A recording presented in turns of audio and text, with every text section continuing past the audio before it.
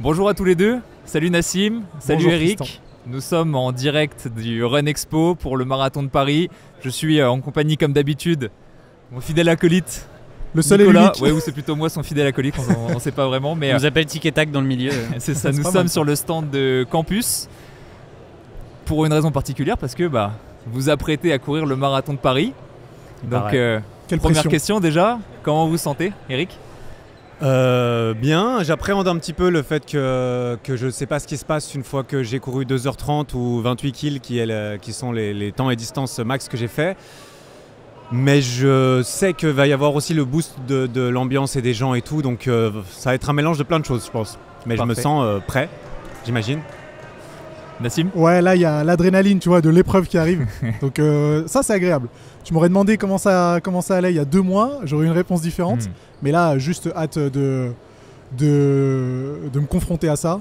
Et à la différence d'Eric, j'en ai déjà fait un, donc tu vois, je sais un peu ce que ça donne. Ouais, on Je va en connais la parler. douleur du 42 km.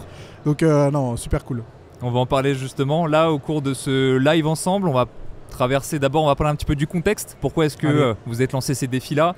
Ensuite, on va parler de votre préparation, parce que vous avez fait votre préparation grâce à Campus. Et justement, on va parler un petit peu de ça. Et finalement, les apprentissages de votre préparation, parce que souvent ce qu'on dit, c'est le plus important, c'est le chemin, pas l'arrivée. Ouais. L'arrivée, vous l'avez pas encore franchie, donc on va parler du chemin. Ça vous va? Allez, Très très bien. c'est parti. Parfait. Pour une question de... Il y a Oui, quelqu'un bat des records à côté. C'est un salon. Un salon Il animé. va falloir s'y faire. D'abord Nassim, tu l'as dit, tu as couru un premier marathon il y a quelques temps de ça, Ouais, sans entraînement si je ne m'abuse. sans entraînement. Qu'est-ce qui t'a donné envie d'en recourir un? Alors, le marathon sans entraînement, c'était un peu, tu vois, un pari entre potes. Un mauvais pari d'ailleurs. Hein. De se dire, attends, tu peux faire 42 km sans entraînement? Bien sûr, je peux. Allez, je m'inscris. Donc, c'était un peu stupide, avec le recul, même si ça s'est bien passé. Et là, le deuxième, je voulais voir un petit peu ce que ça donne, enfin, ce que je pourrais donner en termes de performance après quelques mois de préparation. Donc, la logique, c'était vraiment de faire les choses bien. Comme je l'ai fait en musculation, parce qu'en musculation, j'ai mon programme pendant plusieurs mois, j'ai des objectifs qui sont chiffrés, de performance, de mensuration, parce que mon objectif, c'est l'hypertrophie. Donc là, je voulais un peu la même chose. Mais comme je m'y connais absolument pas, il fallait quelqu'un pour m'accompagner là-dessus. Et du coup, c'était ça la logique, c'était d'essayer d'avoir un objectif de performance et de suivre une prépa de A à Z sans rater de séance, ou le moins possible. C'est vrai que j'en profite, je suis totalement impoli parce que je vous ai même pas présenté. C'est vrai que pour moi vous êtes tellement connu que c'est pas à gagner pour tout le monde, donc je vais juste faire une petite parenthèse ici pour le faire. Nassim, donc tu as une chaîne qui porte ton nom, Yes. spécialisée musculation. Ouais. Moi j'ai commencé à regarder tes vidéos, j'étais en première année de licence en STAPS. Ouah, ça me rajeunit Donc pas. autant dire que tu es là depuis un petit bout de temps et Oui, que, merci, ouais. Pilier. et que Merci. surtout voilà, en musculation, je pense que les gens qui s'y connaissent, n'importe qui a vu tes vidéos. Toi Eric, tu as une chaîne Eric Flag. C'est ça. Est-ce qu'on peut dire spécialisé en tout ce qui est calisthénique? Notamment, ouais, c'est ça. Calisthénique, ça va être street workout ou gymnastique Musculation au poids du corps, exactement. Et puis d'autres expériences justement personnelles autour de ça. Un truc que j'ai eu envie de faire, un challenge personnel. Et puis on en fait une vidéo aussi. Et puis Je vais rebondir là-dessus parce qu'au début, quand tu étais lancé dans ce challenge, tu as dit ma vie est facile. Et du coup, est-ce que courir a rendu ta vie difficile ou est-ce que tu as eu ce que tu cherchais avec ça? ouais, oui, clairement j'ai eu ce que je cherchais. En fait, ce que je cherchais, c'était aussi un peu de renouveau. Parce que j'ai commencé avec la musculation en salle aussi à 17 ans. Là, j'en ai 32. J'ai fait de la musculation pendant un certain temps et mes objectifs ont atteint un certain palier après lequel j'avais moins de rendement sur mes efforts en termes de satisfaction personnelle. C'est pour ça que je suis passé dans la musculation au poids du corps et que là, ça faisait à nouveau 5 ans où je me suis dit tiens, ça fait un moment que j'ai pas eu un nouveau challenge sportif qui me plairait bien. C'est vrai que mes entraînements étaient faciles dans le sens où je me sentais, tiens, c'est vrai que ma vie sportive était un peu confortable en ce moment. Ça fait, et quand tu te dis ça, c'est que ça fait déjà bien 6-8 mois que c'est le cas, forcément. Hein. Et je me suis dit, tiens, pourquoi pas courir? Et notamment, j'ai aussi été inspiré par Nassim et par Bazinga, qui est un autre collègue qui a aussi couru avec une préparation campus. Et je me suis dit, bon, bah vas-y, go courir. Apparemment, tout le monde se met à faire des marathons. J'ai bien envie d'en faire un. Par contre, je vais pas le faire tout seul et n'importe comment. Let's go. Oui, c'est marrant parce que c'était dur pour répondre à ta question. là, vous êtes tous les deux dans le milieu un peu musculation, on pourrait dire, fitness. Pourquoi la course à pied particulièrement par rapport à toutes les autres épreuves que vous auriez pu vous fixer? Que je réponde? Vas-y. Parce que moi, c'est le truc que je déteste le plus.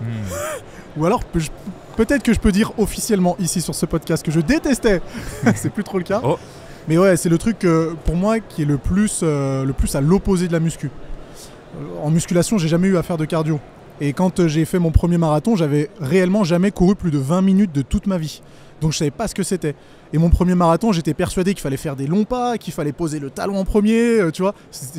J'avais aucune connaissance sur le sujet. Et c'était assez désagréable de courir. Même l'idée de courir me paraissait très désagréable. Donc je me suis dit, je vais choisir le truc qui va me demander le plus d'investissement, le plus de sacrifices entre guillemets. Je sais que je vais y aller à reculons, mais c'est pour ça que j'ai envie de le faire. Pour voir si je peux aller jusqu'au bout d'une prépa de 6 mois, à reculons entre guillemets. Spoiler, à la fin de la prépa, en fait, j'y allais plus à reculons parce que, mine de rien, quand on s'améliore dans quelque chose, on commence à y trouver de plus en plus de plaisir. Donc c'était un peu ça la logique de choisir la course à pied. Est-ce que tu as retrouvé un peu la logique que tu as eue au début de la musculation? Non, parce que la musculation, vraiment, c'était dès la première séance, coup de foudre. Là, je vous avoue que les premières semaines de la prépa, même s'il y avait des petites séances de fractionnés avec des sprints qui sont cool, le genre de choses que j'avais déjà faites, j'y allais franchement à reculons. On va pas se cacher que la course à pied, au début, personne ne trouve ça fun dans les premières séances. Ouais. Et je dirais même, si nous on s'arrête de courir, on a peut-être un exemple à côté qui pourrait nous en reparler, quand on reprend au final, c'est toujours difficile. On a l'impression de repartir à zéro pendant moins de temps. Ça revient plus vite, mais on a quand même toujours cette sensation de j'ai tout oublié et je repars à zéro. C'est clairement ça. Et puis en plus, il y avait les à côté des gens qui te disent tu fais de la muscu, mais tu vas te bousiller les articulations, t'es pas fait pour ça, il faut pas courir. Donc tu vois, il y a plein de choses qui font qu'au final, t'as pas envie de le faire. Et c'est aussi pour ça que j'avais envie de le faire. Voilà un peu la démarche. Et ça résume, t'as résumé en grande partie les raisons pour lesquelles je voulais le faire. C'était parce que je voulais un truc qui soit difficile et qui me semblait pas nécessairement fait pour moi. Et que je n'ai jamais fait et que j'avais l'impression, mais je l'ai dit dans les premières fois que je me suis exprimé à ce propos et je le pensais sincèrement, je déteste le cardio, j'en ai jamais fait, j'ai jamais, là la première, j'ai commencé ma préparation, j'ai été courir 45 minutes, c'est mon record de vie et ensuite je l'ai amélioré toutes les 2 semaines quoi. Tout le long. Ça c'est bon, plaisir, justement tu progresses de fou, tu t'améliores etc, t'as les gains du débutant et c'est évidemment très agréable de se voir progresser, d'avoir la confiance qu'on fait les choses correctement aussi, qu'on est bien accompagné, etc. Et il m'a pas fallu très longtemps avant en fait de me dire ah yes je vais courir demain. Et d'abord c'était yes je vais courir demain, puis ensuite c'était même plus je me pose la question parce que bon c'est devenu normal, je vais courir 4 fois par semaine, c'est assez rapidement devenu habituel et agréable d'une certaine façon clairement. Il y a une phrase qui résume assez bien ça, c'est parfois je vais courir par plaisir et d'autres fois je vais courir par habitude. C'est un peu ça. C'est rentré un peu dans ça. ça. Résume assez bien au bout d'un certain temps. Au final on a été déjà sur, j'ai entendu 2 a priori un petit peu sur la course à pied. Le premier qui est sur la course à pied ça va me bousiller. Ouais. En plus avec un profil plutôt lourd, ça a dû être renforcé ces commentaires là. Bon déjà on est là aujourd'hui, vous êtes entier, vous êtes passé à travers toute la prépa. Est-ce qu'il y a eu des doutes un peu là-dessus, au début, pendant comment ça s'est passé tout ça dans votre corps? Ouais, effectivement, il y a eu des doutes au début, clairement. Et au fur et à mesure que les séances se passaient mine de rien assez bien, je me suis rendu compte que je crois que, je vais pas m'avancer, mais je crois que j'ai eu plus de douleurs en musculation dans mes 17 ans de pratique que j'en ai eu sur ces 6 mois de course à pied. Et vraiment, je pensais que j'allais avoir du mal à me lever de mon lit le matin parce que j'aurais les genoux en vrac, que j'aurais les hanches qui feraient des siennes, mais pas du tout. Donc au final, je pense que c'est largement dû à la prépa, à tes conseils, vos conseils en général. Et puis c'est juste une idée reçue peut-être.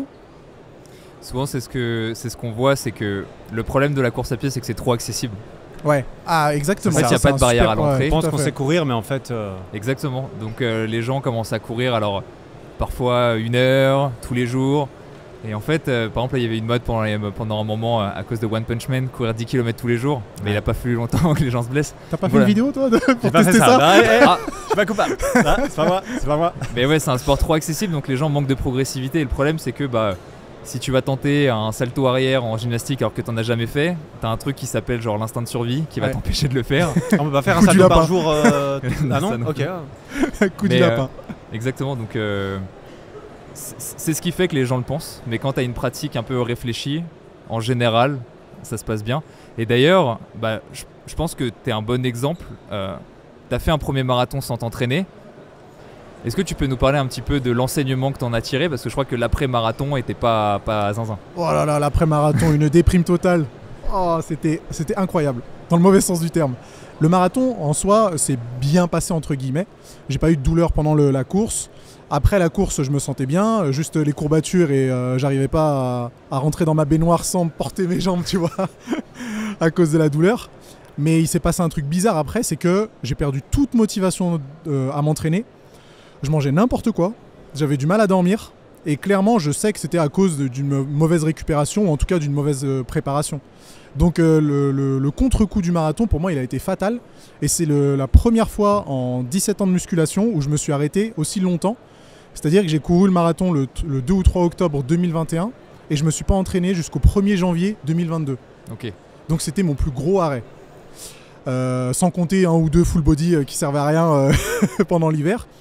Mais du coup, ouais, l'après-marathon, je l'ai clairement mal vécu et je pense que c'est à cause de mon manque de préparation. Et enfin, j'ai consulté personne pour m'expliquer comment ça allait se passer, comment j'allais me sentir après, est-ce que c'était normal de ne pas avoir envie de s'entraîner 1 semaine, 2 semaines, 3 semaines.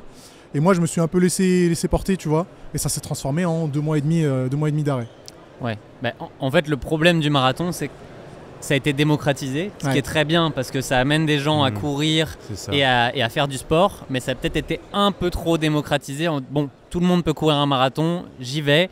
Et en fait, l'impact, il est là, c'est que oui, tu peux potentiellement aller le finir, mais après, qu'est-ce que ça va laisser comme trace?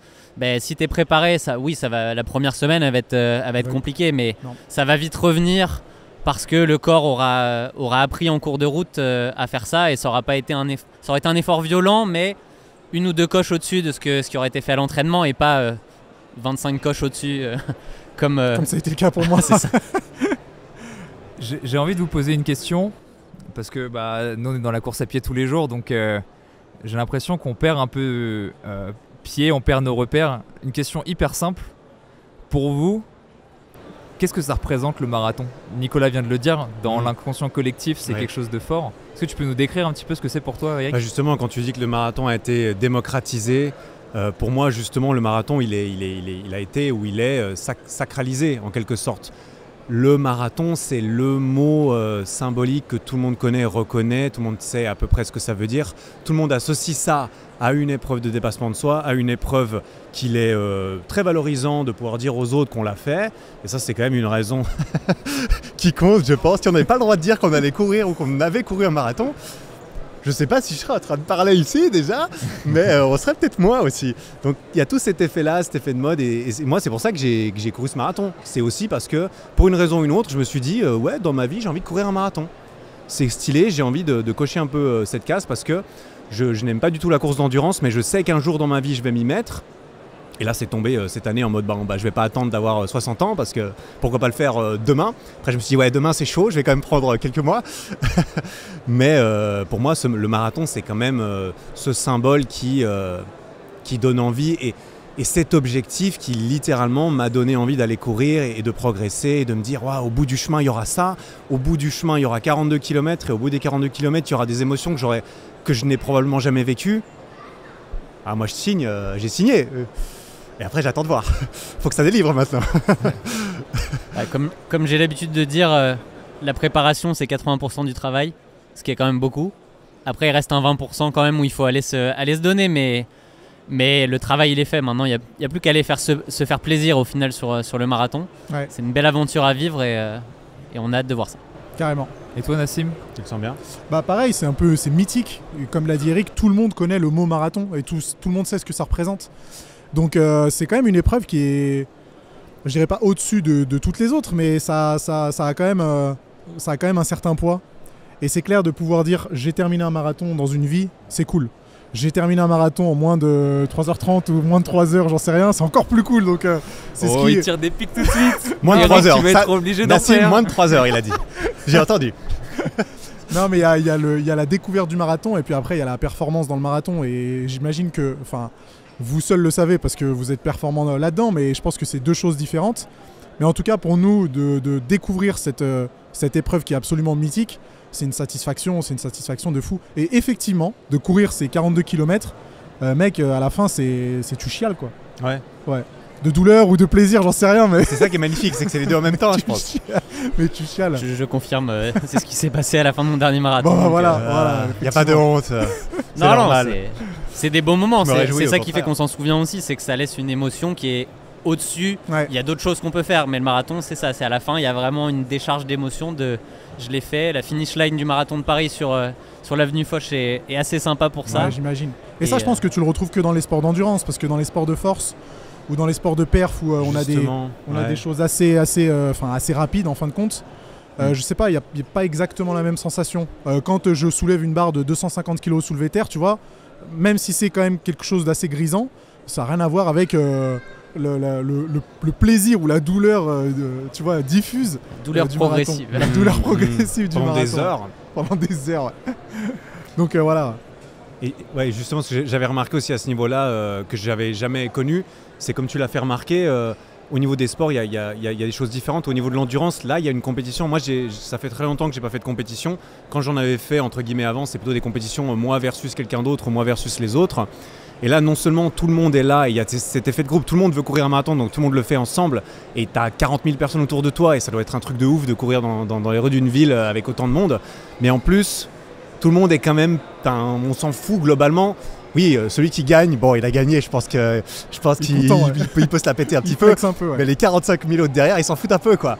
Donc tu es un peu là pour courir ton premier marathon, pour prendre du plaisir, pour faire mieux que la fois d'avant.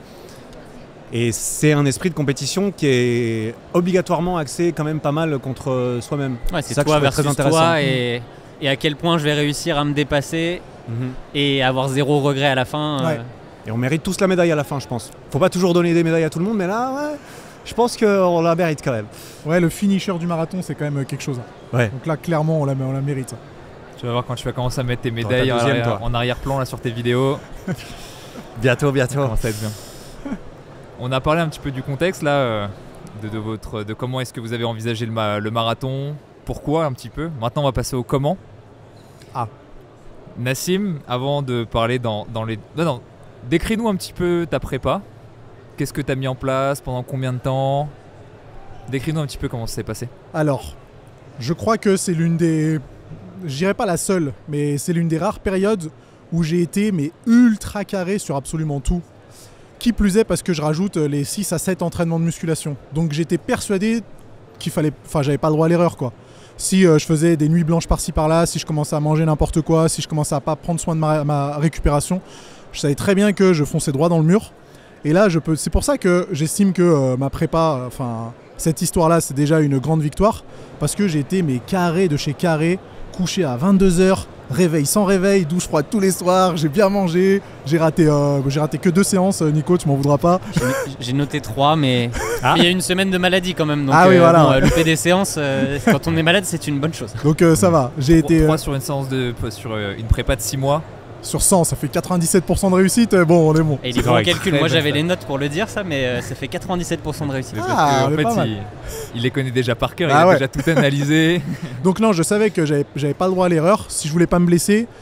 Et j'avais aussi pour souhait de pas perdre ma masse musculaire, hein, parce que c'est mon sport de prédilection, la musculation. Donc je savais qu'il fallait que je sois très carré. Donc ma préparation, c'était vraiment eat, sleep, train, repeat, comme ça pendant 6 mois.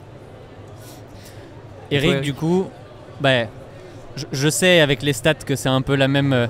Là, on peut faire une petite guéguerre si on veut. Eric, il a loupé une séance Qui est sur la toute plus la grosse? prépa. Ah, mais est-ce qu'il s'est préparé 6 mois, lui? Ah, mais Non, il y a non, moi, j'ai fait moins. 99% J'ai fait de moins. séances réussies. J'ai fait 4 mois. Le croche-patte, il va partir. Oh, hein, il a dis-moi. 4 mois. J'ai raté une séance la première semaine, effectivement.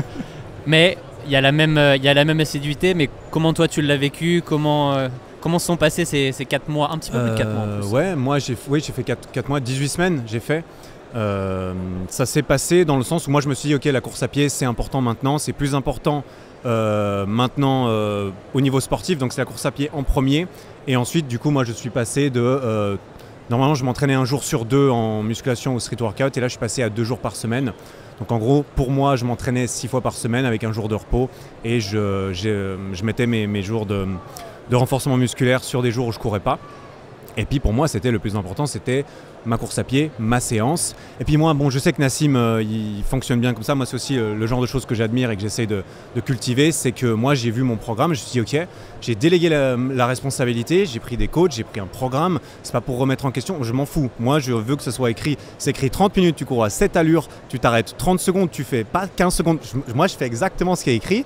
Je viens, je coche mon truc. Je suis très content de cocher ma case pour dire, j'ai fait ma séance, les gars, au poil de U, que je l'ai fait jusqu'au bout.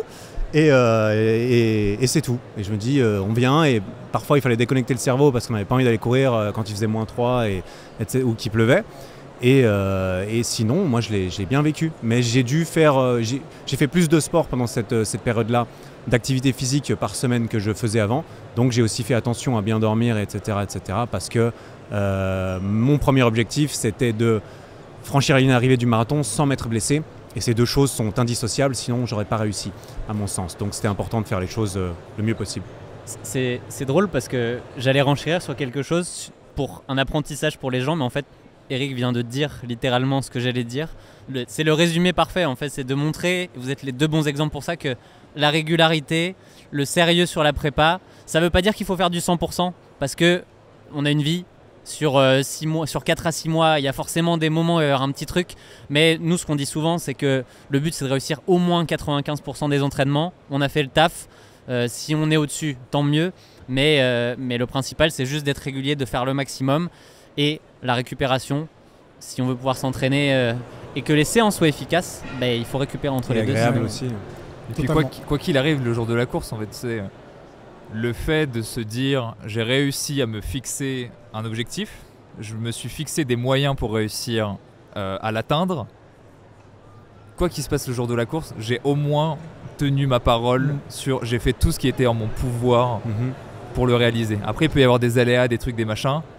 Quoi qu'il arrive, tout ce que je pouvais contrôler, je l'ai contrôlé. Ouais. Nous, on parle souvent de priorisation et tu l'as très très bien dit, dans le sens où moi, quelque chose que j'aime pas trop entendre, c'est « Ah, j'aimerais bien pouvoir courir plus. Ah, j'aimerais bien pouvoir faire ci, ça. » Si tu veux vraiment, priorise. Et donc, annule certains trucs que tu priorises moins vis-à-vis de ça. Et si pour toi, la course à pied, en réalité, n'est pas une priorité vis-à-vis du reste, ne t'en veux pas de plus courir parce que tu sacrifies la course à pied au profit d'un truc qui compte plus pour toi. Absolument. Est-ce que, justement, vous avez des exemples de choses que vous avez dû annuler ou que vous avez arrêté de faire pendant cette préparation que vous auriez fait d'habitude si vous n'aviez pas cet objectif principal en priorité numéro 1? Eric ou Nassim, t'as quelque chose? Je sais pas, non, parce que j'étais déjà plutôt cadré, tu vois, avec mes entraînements de muscu. Ok. Donc j'ai juste appliqué la même chose sur la course à pied. Après, effectivement, j'ai un peu eu une vie d'ermite pendant 6 mois. C'est-à-dire que bon, j'ai pas fait trop de soirées. Je suis parti quand même quelques jours en vacances. Mais sinon, le reste, c'était vraiment cadré de chez cadré. Et moi, ça me va bien. Tu vois, c'est une satisfaction aussi de me dire j'ai un mode de vie qui est monastique. Ouais, voilà, c'est ça, ouais. Qui est organisé autour de cet objectif-là. Donc j'éprouve une certaine satisfaction quand même d'avoir ça. Et c'est même pas un sacrifice de se dire il y a des activités que j'ai laissées de côté. Au contraire, je suis vraiment content d'avoir fait tous ces entraînements et ces sacrifices. Ouais, moi j'ai pas l'impression d'avoir sacrifié, j'ai repriorisé certaines choses justement, notamment dans ma pratique sportive, mais c'était tout sinon. Oui, à un moment donné, je suis parti en voyage, oui, j'ai fait une semaine en montagne, il y avait de la neige, il faisait -3, et j'ai été trouver un tapis de course et j'ai couru dessus misérablement parce que j'ai pas du tout apprécié ça. Mais j'ai fait mes séances même quand j'étais en vacances, en excursion à la montagne. Et quand j'étais en vacances aussi, c'était tiens, est-ce que je peux courir? Ah oui, trop bien, courir, on peut le faire partout. Il me faut juste une paire de chaussures. Et puis normalement, s'il y a une route à peu près plate, et encore, on peut y arriver. Donc c'était juste ça. Mais sinon, j'ai pas eu à sacrifier de choses. Il fallait juste le faire concrètement, peu importe. Après, c'est aussi un peu notre métier. Donc, oui. C'est pas notre métier, mais... Exactement. C'est quand même un peu notre métier. Oui. Donc au final, on fait la place nécessaire pour ça. Je peux comprendre que ce soit plus difficile pour quelqu'un qui a un taf qui est complètement différent et pour qui ça demande vraiment un changement total de lifestyle. Pour nous, enfin je m'avance pas pour Eric, mais pour moi en tout cas, je sais que c'est quand quand même un peu plus facile. J'ai les bonnes conditions pour. Je peux aller courir quand je veux, je peux aller courir où je veux. Ouais. C'est pareil pour ma muscu, je peux placer l'entraînement quand je veux. J'ai une salle de sport pour m'entraîner, donc forcément les conditions sont un peu idéales. Ça donne plus de liberté à la flexibilité notamment. Mais moi quand je vais courir ou quand je vais m'entraîner, je pars du principe que c'est mon travail, que c'est pour le travail et donc j'ai pas le choix parce que si je dois me lever le matin et que mon patron m'attend, bah j'ai pas le choix. Donc là c'est la même chose, si je dois aller courir, j'ai pas le choix, c'est le travail quoi. Donc c'est le patron. C'est le patron en plus, c'est ça, il y a vérifie. quand même la pression du coach, la pression positive du mentor que tu avais envie de décevoir en quelque sorte, comme dans toute relation de mentorat ou de prof ou de parent en quelque sorte. Tu as aussi envie qu'il ou elle soit fier et ça contribue aux grands avantages d'avoir un coach ou un prof ou quelqu'un qui veut ton bien et ta progression et auquel tu peux te référer pour avoir ses conseils en échange aussi de tout ça. Ça, c'est quelque chose que tu dois vivre au jour le jour en tant que coach de musculation. Ouais, 100%. 100%, et là ça fait quand même du bien de se retrouver dans la peau du pratiquant coaché. Mais on retrouve exactement la même chose que pour la musculation, hein. Je dis souvent que si vous avez envie de progresser, vous faites confiance au coach, vous ne posez pas de questions, vous faites ce qu'il dit, et puis c'est aussi simple que ça. Et moi j'ai fait exactement ce qu'on m'a demandé de faire. Et ça marche quoi. Ça marche. Quand on fait confiance, on le fait à 100%. Et c'est vraiment ça que j'avais envie de faire, étant donné que j'ai pas les connaissances nécessaires pour m'occuper de moi-même. Et même avec les connaissances nécessaires, il y en a certains qui décident de même pas s'occuper d'eux-mêmes. Donc j'étais un peu confronté un peu aux mêmes problématiques que pour le coaching en muscu. Dans votre préparation, si vous deviez souligner les problématiques principales que vous avez rencontrées, ça serait lesquelles? Parce que je pense que ça a été trop facile, tout lisse tout le temps. Non, moi c'était le stress psychologique. Il y avait une période où vraiment je voulais plus entendre parler de marathon. Ok. C'était, je pense, c'était janvier et février. Janvier et février, j'en pouvais plus, je voulais plus entendre parler de marathon. Je sais pas si c'est le fait d'avoir une échéance, tu vois, et de se mettre la pression soi-même, ou le fait de le rendre public, parce que mine de rien, ça aussi, ça met la pression, de se dire qu'il y a des gens qui regardent tes entraînements sur Strava, qui vont te dire ouais mais pourquoi tu cours à cette allure-là, pourquoi tu cours pas moins vite, pourquoi tu cours pas plus vite, pourquoi tes battements cardiaques sont comme ça. Ça c'est quoi tes chaussures? Ça y est, vous êtes rentré dans le game de la course à pied. Bienvenue. Et Jean-Michel coach qui vient te dire j'aurais pas fait ça moi. Mais ça j'avais oublié ce que ça faisait, parce que j'y étais confronté aussi quand j'ai commencé Évidemment. la muscu, mais pas exactement de la même façon. Et là c'est bizarre parce que je suis très expérimenté en muscu et complètement débutant en course à pied, et je me retrouve un peu, tu vois, c'est un peu bizarre comme ressenti. Et le stress psychologique, pour moi, c'était le truc le plus dur. Parce que des séances de musculation intenses, j'en ai déjà eu. Vraiment intenses, j'en ai déjà eu. Même si les sorties longues, ça casse un petit peu. Voilà quoi, je suis sportif, donc c'est pas ça qui allait me mettre complètement à plat. Mais le stress psychologique, carrément. Carrément. Et bizarrement, à partir du mois de mars, c'est revenu un petit peu... La confiance est revenue entre guillemets. J'ai vu une de tes vidéos, plus ton récap du semi de... C'était où ? De Barcelone. Et ça m'a fait du bien de se dire il faut pas mettre, tu vois, tous ces espoirs dans l'épreuve, mais plutôt dans la préparation, de se satisfaire qu'elle se soit bien passée.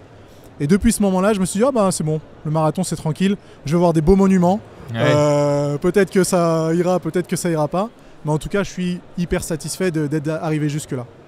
Puis il y a aussi quand même quelque chose qui est inhérent à la préparation, c'est que la forme, elle monte au fur et à mesure. Ouais. Quand tu arrives au mois de mars, en plus avec les séances clés qui sont bien écrites comme ça dans le campus, où ça te dit là, tu vas pouvoir voir si tu es en forme, tu l'as fait, tu l'as réussi. Il y a un aspect psychologique aussi de dire c'est bon, on me le dit, je le sais. Alors que dans le cœur de la prépa, on est là pour travailler, pour faire progresser la forme, et c'est pas simple. Ouais. Toi, Eric, tu l'as vécu comment ? Moi, je l'ai vécu bien. J'avoue que j'ai eu l'impression que ma prépa s'est fait un peu en 2 temps, parce que sur mes 18 semaines, à la 10e semaine, j'ai modifié en fait mon programme un petit peu, dans le sens où j'avais refait un 5 km et j'ai déplacé, réduit mon objectif de temps au marathon. Amélioré du coup, voilà, j'ai eu un meilleur objectif prévisible, et du coup je me suis dit oui ok, je pensais que c'était 4h08 mais en fait c'est 3h44, et je suis mais ça fait quand même beaucoup, là ça m'a mis un petit peu la pression. Et ensuite j'ai vu les semaines d'après qui ont débarqué, où je devais courir plus vite nécessairement, parce que mes allures étaient enfin, parce que vers la fin j'avais l'impression de courir pas assez vite, en fait c'est aussi pour ça. je me suis dit, ah oui, là ça commence à envoyer. Et sur les dernières séances d'intervalle avant le semi-marathon qu'on avait fait et tout, je me suis dit, ah ouais, là ça bastonne. Quand je devais faire du seuil 60, c'était quoi, 5 fois 5 minutes, un truc genre, je me suis dit, ah mais j'en peux plus, 30 secondes de repos. Je me suis dit, mais en fait, j'en peux plus. Et, Ils veulent me tuer là. Ah ouais, et je me suis dit, j'y arrive quand même parce que c'est écrit qu'il faut que je le fasse. Mais c'est vrai que si j'avais dû me le faire moi-même en mode, ok, il faut faire ça, j'aurais pu trouver plus d'excuses. Et là c'était dur. Quelques semaines vers la fin, avant l'affûtage et tout, je me suis dit, ah oui, il y a un gros volume, 60 km en une semaine avec des allures challengeantes. Mais c'est ça qui est beau parce qu'ensuite, j'y arrivais quand même. Et je me suis dit, ah ouais, en fait, j'y suis quand même arrivé. Donc, incroyable, trop bien. Quelque chose que j'ai beaucoup aimé dans ta prépa, c'est de voir dans les stories, à chaque fois que tu passais une sortie longue et que tu disais, bon, j'ai battu mon record de course à pied. Là, on a fait 18 km, là, on en a fait 20. Puis il y a eu le semi de Barcelone qui a été vraiment, je pense, un élément... un moment marquant de la prépa. Ouais, c'est vrai. Et c'était quoi ta plus longue sortie avant de commencer le campus, juste pour qu'on...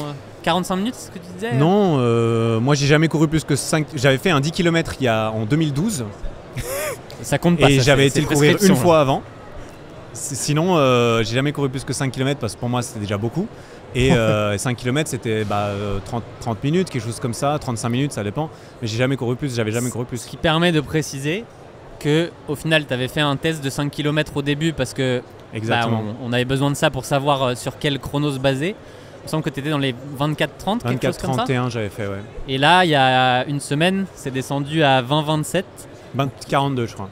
Ouais, on va arrondir à 4 minutes de gagner sur un 5 km, ce qui est assez monstrueux. J'avais de la marge là, je pense. Ouais, mais ça montre aussi, et là on peut aller chercher un sub 20 pour pas grand chose, que t'as pas préparé un 5 km. Sub 20, ça parle aux coureurs, hein. C'est pas un chrono anodin pour les coureurs. Moi, ça fait partie des symboles. Je me suis dit, en fait, les beaux gosses, ils sont à moins de 20 minutes sur 5 km. Après, beaux gosses, c'est une catégorie à moi, hein, j'entends. C'est juste, c'est stylé en fait d'être en dessous de 20 minutes. Là, ça commence à être sérieux. C'est comme pour moi, un 10 km en dessous de 40 minutes, t'es un monstre en fait. Donc après, c'est des catégories que je trouve très, très impressionnantes, comme un marathon en 3h30 ou en 3h. Enfin bref, je me suis justement mis un peu dans cette communauté où il y a des langages, il y a un langage technique, il y a des termes, il y a des grades en fait aussi. Le grade, tu l'affiches en mode, bon, c'est quoi ton temps? Ah ok, d'accord, bon bah, je me prosterne un petit peu, ok. Eric il se prête au jeu à 100%. Là. Mais moi je suis chaud, je suis là, ouais, j'ai envie d'apprendre des trucs, découvrir la communauté et tout. Non, c'était... Maintenant, si on lui parle de VMA, c'est le premier à aller dire, alors attends, je vais t'expliquer. Vitesse maximale aérobie, bon, alors tu sais ton corps, l'oxygène, etc. Il sait tout. Ouais, j'aurais pas cette prétention, mais je l'ai lu plusieurs fois en tout cas. Ouais. C'est marrant quand vous parlez là et que vous racontez un petit peu vos aventures à travers cette préparation. On voit que vous avez le sourire.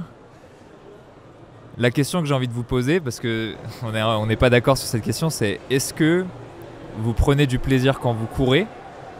Est-ce que vous avez réussi au fur et à mesure à prendre du plaisir quand vous courez, ou le plaisir vous le prenez ailleurs dans votre pratique de la course à pied aujourd'hui? Alors, c'est bizarre parce qu'il y a des petits moments quand je cours, surtout sur les sorties longues, où je me dis mais c'est fantastique. Mais ces moments, ils durent pas, pas toute la sortie. Hein. Mais j'avoue qu'il y a des moments où tout se passe bien. J'ai l'impression que ma respiration, tu vois, elle est pas trop soutenue, que mon rythme cardiaque, il est pas trop élevé. J'ai pas de douleur, les foulées sont bien, il y a tout qui se déroule, il y a de la bonne musique, tu vois. Enfin, vraiment, c'est conditions parfaites. Et là, je me dis, oh, je pourrais courir 5 heures comme ça. Et puis après, bon, tu vois, il y a la réalité qui me rattrape. Et ça commence à faire un peu plus mal, t'es essoufflé, c'est difficile physiquement. Mais clairement, il y a des petits moments comme ça que j'espère retrouver dimanche, où je me dis, non mais c'est vraiment trop bien, c'est vraiment, vraiment cool. Et il y a eu clairement un certain nombre de sorties où à la fin, j'étais tellement satisfait que je me disais, mais j'ai hâte de faire la prochaine, quoi. Donc... c'est pas encore un automatisme de se dire oh, la course à pied c'est trop bien, tu vois, c'est un sport que j'adore et que je vais continuer à faire pendant très longtemps. Mais clairement les 6 mois de pratique régulière, ça a cassé un espèce de mur, ça a cassé un espèce d'obstacle qui fait qu'il y a certains moments où je sais que je vais prendre du plaisir et c'est vraiment du plaisir à l'état pur, quoi. Donc ça c'est cool. Ça, c'est très cool. Ouais, moi je te rejoins sur le fait que moi ce que j'ai trouvé le plus agréable généralement c'était quand je devais juste sortir, footing, endurance fondamentale, les sorties longues, on s'en fout, il y a une seule allure à maintenir, on n'a pas besoin de vérifier à combien de temps il faut courir plus vite, etc. Je me mets un podcast dans les oreilles, je vais courir au bord du lac, enfin, j'étais trop bien. Et j'ai beaucoup apprécié ces sorties, voire vers la fin, j'étais content d'y aller. Alors qu'il y en avait d'autres, les intervalles, je savais que ça allait être dur, je savais qu'il fallait aller courir vite et se challenger un peu plus au niveau cardiovasculaire et cardio-respiratoire, on dira, c'est là que moi je trouvais ça le plus dur, c'est quand j'étais plus essoufflé. Et évidemment, en fonction des conditions, des fois il a fallu y aller tard le soir, des fois il faisait moche, etc. C'est moins amusant. Mais il y a quand même un espèce de groove dans lequel on apprend de plus en plus à rentrer. Et puis au bout d'un moment, c'est un pied devant l'autre. Ça peut être assez robotique au bout d'un certain moment, mine de rien. Tu fais autre chose, tu penses à autre chose. Et c'est un moment... Enfin, j'ai jamais passé autant de temps dehors dans la nature que ces 4 derniers mois, littéralement. Je sortais pas du tout autant de chez moi avant. Donc ça, c'était cool aussi. Achète un chien. Tu verras. J'ai pas de chien. Je pense que ça ne nous départagera pas totalement sur cette question, parce qu'on a eu un peu des deux. Ouais. Il y a des moments de plaisir, il y a aussi le plaisir et la satisfaction juste d'y arriver, de voir que ça progresse, qui compte quand même pour beaucoup. Mais le plaisir est une notion qui peut avoir de multiples facettes. Moi, si je dois choisir entre les deux, il y avait plus de plaisir quand même. D'autant plus par rapport à mes attentes, où je m'attendais à ce que ça soit dur, pénible, long, ennuyant. Et ça l'était quand même beaucoup moins que mes a priori à ce niveau-là.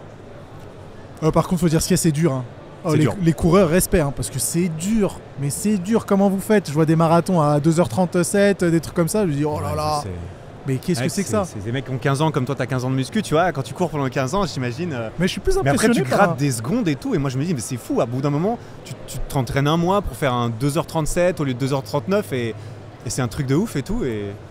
respect, c'est comme aller rajouter un petit kilo ou deux sur la barre, au bout d'un moment, c'est compliqué. Je sais pas. Ouais, tu le vois pas pareil? Ouais, je le vois pas pareil. Ok.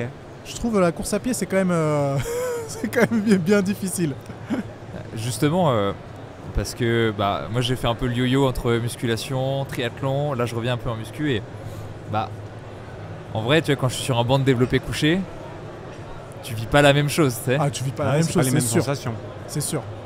Toi, tu vois la différence entre les deux? Enfin, je veux dire... En termes de difficulté, de plaisir, de... Tout. C'est bizarre parce que la muscu, c'est mon sport. Ouais. J'espère pouvoir en faire toute ma vie, vraiment, parce que j'éprouve pas vraiment de sensations qui sont comparables à la course à pied, mais la congestion, le fait de sculpter son physique, le fait d'être régulier, rigoureux, tu vois, dans ses entraînements, c'est ça qui m'apporte quand même pas mal de satisfaction.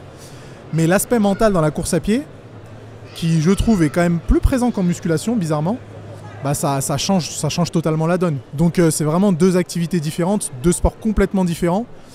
Et je les voyais comme deux sports qui sont opposés, et je pense que c'est deux sports opposés, mais en fin de compte, ils se complètent bien dans un sens, parce que c'est deux sensations qui sont différentes. Donc c'est bien de pouvoir explorer un petit peu les deux. Je regrette pas de l'avoir fait, et j'espère quand même pouvoir continuer à faire de la course à pied. Encore un peu. Je pense que c'est pour ça qu'il y a pas mal l'émergence en ce moment des athlètes hybrides. Ouais. On appelle ça, c'est des mecs qui sont très forts et qui se mettent à la course à pied justement pour essayer Par contre, là le quotidien, parce que oui. faire les deux en même temps, c'est quand même costaud. Donc je regardais vraiment les vidéos des athlètes hybrides, en l'occurrence Nick Baer, et quand je le voyais faire un marathon moins de 3 heures à 90 kg, un truc comme ça, 88 kg, tu passes ta vie à t'entraîner en fait. Je pense que littéralement ce gars est extrême as fuck, comme diraient les Américains. Ancien militaire, peut-être que ça aide aussi, mais ça joue un peu. Mais dans tous les projets où il va, il n'y a pas ses performances au curseur maximal et il n'y a aucune concession. Ouais. Et le quotidien doit être un peu particulier. Particulier, on va dire ça comme ça. Ouais. C'est une sorte de priorisation, j'imagine. Mais moi, je suis d'accord avec Nassim dans le sens où justement, je trouve ça très complémentaire dans ce que ça m'a apporté aussi, parce que c'est ce que je suis allé chercher. C'était ce côté, pour moi, l'endurance. J'ai envie d'apprendre à endurer, entre guillemets, pendant des heures ou pendant longtemps, ce que je ne fais pas du tout à la muscu, parce que la muscu, moi c'est aussi mon sport de prédilection de base, on dira, et c'est ça que là-dedans je trouve des choses dans l'un et dans l'autre que je trouve pas ailleurs. Soulever une barre soulever des trucs super lourds, c'est pas le même sens. Tu vois, soulever une barre de deadlift super lourd, c'est pas la même sensation qu'en course à pied. C'est différent, c'est complémentaire, les deux sont sont assez incroyables en réalité, je trouve. Et c'est pour ça que ça m'étonne pas que certaines personnes sont là, mais en fait je veux tout faire, et après, quand on veut tout faire, forcément, ça demande des compromis quelque part. Mais bon, Ouais. ça... Ouais, c'est parce qu'au bout du triathlon, ouais, j'étais vraiment en mode. Je suis vraiment faible, quoi. Genre, j'ai envie de soulever des trucs un peu lourds là parce que. Et une fois que j'étais sur mon banc, j'étais en mode. Enfin, de banc de muscu, j'étais en mode. Faut que je cours, faut que je j'ai fasse du envie vélo. de vivre là, tu vois, là, j'ai pas l'émotion, le truc où tu. Ouais, c'est C'est particulier. Hein. Ouais, c'est différent. Faire le yo-yo infiniment. Ouais. Tant que c'est dur. Dans votre préparation, alors vous l'avez dit, vous avez été des néophytes à 100% quand vous avez débuté. D'après vous, quels ont été les conseils principaux que vous avez appliqués qui vous ont le plus aidé dans votre préparation? Vous n'aviez aucune connaissance à travers nos contenus ou le contenu des autres, peut-être les articles qu'il y avait sur campus. Ça vous a apporté certaines connaissances. Lesquelles pour vous ont été les plus déterminantes dans le fait que votre préparation s'est bien passée? Ah, je sais pas trop, hein. Ça c'est une très bonne question. C'est une très bonne question. Outre le fait de j'ai un programme et du coup je l'applique, et ça c'est non négociable. Bon, moi j'ai appris beaucoup de choses dans le sens où la course à pied pour moi c'était aussi inatteignable, dans le sens où pour moi en fait je savais pas qu'il fallait courir à différentes allures et tout. Pour moi courir c'est juste, surtout que moi j'avais un peu cette mentalité de musculation où pendant très longtemps j'allais m'entraîner, le but c'est de faire mieux que la fois d'avant. C'était de pousser un petit peu plus. Et en fait, je me suis dit, la course à pied, ça doit être horrible. Parce qu'à chaque fois, il faut s'égosiller, il faut s'époumoner, il faut vomir ses tripes à la fin de chaque entraînement pour en fait s'améliorer. Et là, j'ai appris, parce que là, ensuite, je me suis dit, ok, il est temps d'apprendre. J'ai pris toutes les vidéos, tous les articles, tous les trucs. J'ai absorbé. Je me suis dit, mais en fait, il existe un truc où. Qui s'appelle l'endurance fondamentale. L'endurance fondamentale, en C'est fait, c'est contre-intuitif pour moi, mais il faut courir lentement et ensuite, tu t'améliores. Faut juste courir lentement et tu te dis ok, incroyable, je vais le faire. Et puis ça c'était nouveau. C'est un peu contre-intuitif pour tout le monde au début, l'endurance fondamentale, parce que Incroyable. il faut le temps aussi de s'y habituer, d'y prendre goût, parce qu'on a la forme qui permet. Les premières séances, tu les fais lentement, tu as juste l'impression d'être nul en fait. Ouais. Et une fois que la forme vient, en fait ça devient agréable et la perspective change dessus, ça devient une balade. Tu pourrais aller marcher, tu vas le faire en courant, à un rythme tranquille, et puis tu peux profiter du lac ou d'un C'est tout autre. à fait ça. C'est tout à fait ça. Dans votre prépa, qu'est-ce que vous retiendrez le plus? C'est-à-dire, qu'est-ce qui vous aura marqué? Qu'est-ce que vous réutiliserez peut-être plus tard? Moi justement c'est cette histoire d'allure, hein. Et la découverte de l'entraînement en zone 2 et de ses bienfaits sur la santé.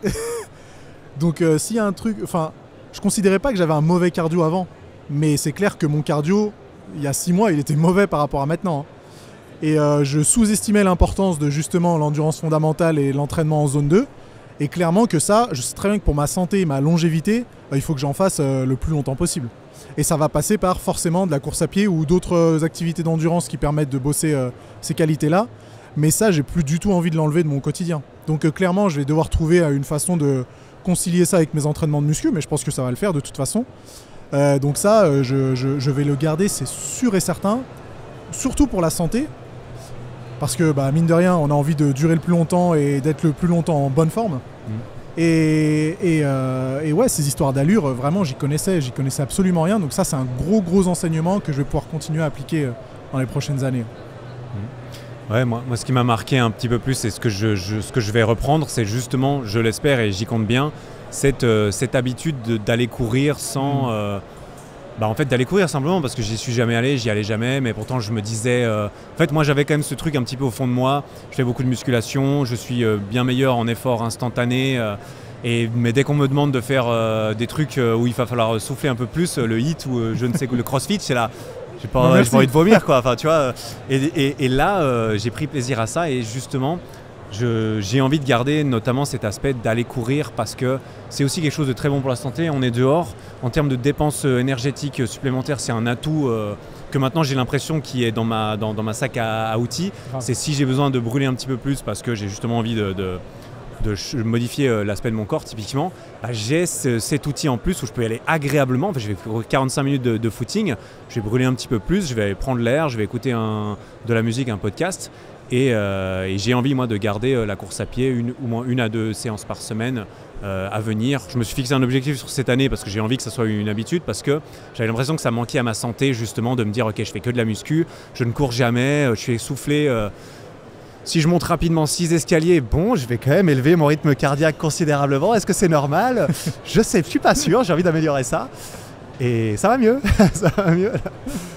Mais ce qui est bien en plus, c'est ce qu'il faut retenir, c'est ça, c'est l'aspect santé devient facile à gérer une fois qu'on l'a mis en place et que c'est une routine.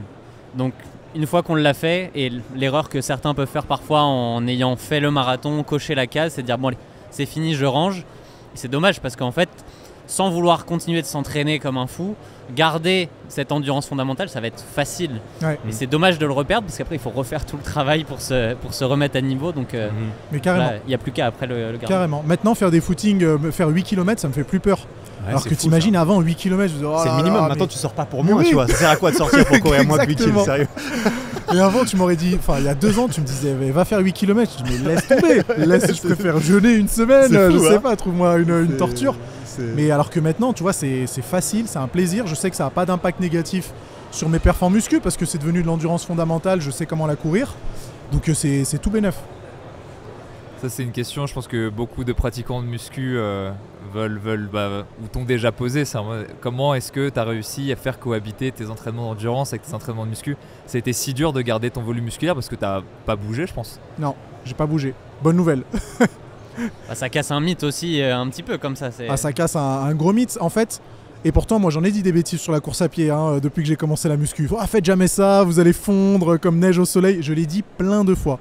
Mais en réalité, je pense que j'étais tellement nul en course à pied, étant donné que j'en faisais pas, qu'effectivement, si jamais j'avais commencé comme un bourrin sans encadrement, bah, ça aurait été tellement difficile niveau récupération que ça aurait eu des répercussions négatives sur ma pratique en muscu.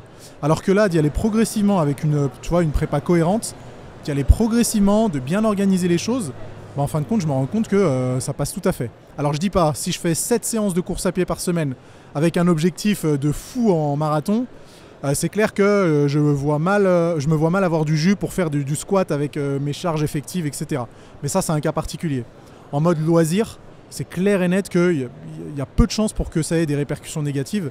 Je pense même que ça a plus de répercussions positives parce que ma récup entre les séries, maintenant j'enchaîne les séries squat comme si c'était de l'eau. Donc la répercussion positive est bien plus intéressante que la répercussion négative. Donc désolé d'avoir craché sur la course à pied pendant autant d'années, les gars. Je crois que t'es pardonné, je pense, c'est bon. T'as vécu un peu la même chose, toi, Eric? Oui, moi j'ai vécu la même chose. J'ai pris à cœur de garder mon renforcement sur le côté. Et ça s'est très très bien passé, même si j'en ai fait moins. Et par contre sur la fin, moi ça c'est quelque chose que j'ai remarqué. Sur la fin, avec mes voyages, etc., il a fallu à un moment donné sacrifier en quelque sorte aussi avec des tournages, etc., enfin avec la vie, quoi, le travail.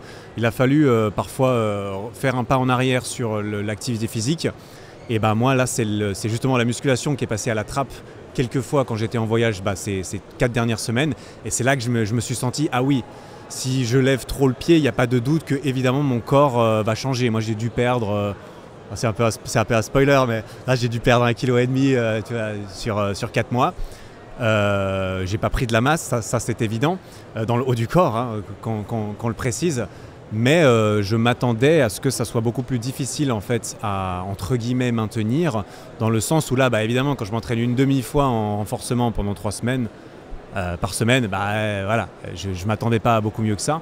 Mais pendant quasiment toute la préparation, j'ai vu aucune différence. Au contraire, je me suis dit, ah ouais, merde, j'ai plus d'excuses en fait, je peux pas aller courir maintenant. En fait, malheureusement, je ne fonds pas en 10 minutes non plus, quoi.